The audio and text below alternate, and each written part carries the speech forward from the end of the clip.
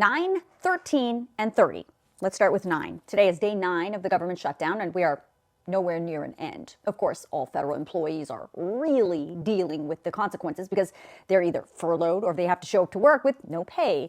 But by next week, average Americans are really going to start to feel this shutdown. Now, remember I reported that the longer the shutdown lasts, the more average Americans are impacted. Well, we're already starting to see the beginning stages of that at airports across the country, with air traffic controllers calling out sick, which I warned you was going to happen in these videos. Because those controllers are not there, this week we are starting to see multiple airports being forced to close for several hours a day. That then forces flights to sometimes be diverted to other airports, which then causes delays and cancellations and an overall nightmare for regular travelers. Now, that's going to continue to get worse as this goes on. We will likely start to see more airport closures for longer periods of time, or we're going to start to see TSA lines get longer and longer because there will be fewer and fewer agents at security checkpoints. Oh, and on a completely separate note, if you've filed for a tax extension, your taxes are actually due on October 15th, which is next week, but the IRS is furloughing a ton of their workforce because of this government shutdown. So that's going to impact your refund if you're going to get one, or the processing time of your return. And that is just the tip of the iceberg. Now let's talk about 13, which is October 13th, Monday. That is the day the military paychecks start to be processed, so our more than 1 million service members can be paid on the 15th. If the government isn't open by Monday, then those paychecks will either be reduced or non-existent.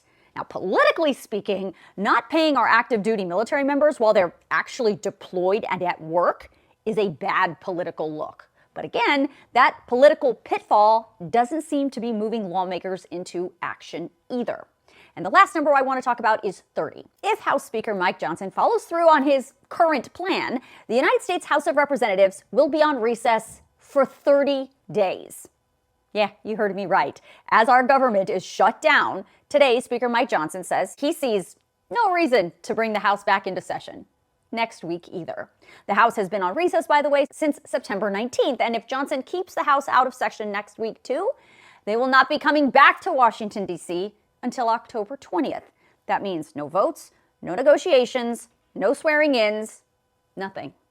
Now, here's the thing. Neither the Democrats or the Republicans seem to be shifting their positions on this government shutdown at the moment. But if the situation at airports goes from sporadic closures at only a few airports to widespread closures at lots of airports, and goes from airports only being closed a few hours a day to closed all day, putting tons of pressure on travelers and air safety, or if perhaps our military members and military families really start to put pressure on our lawmakers, we're going to be stuck right here for who knows how long.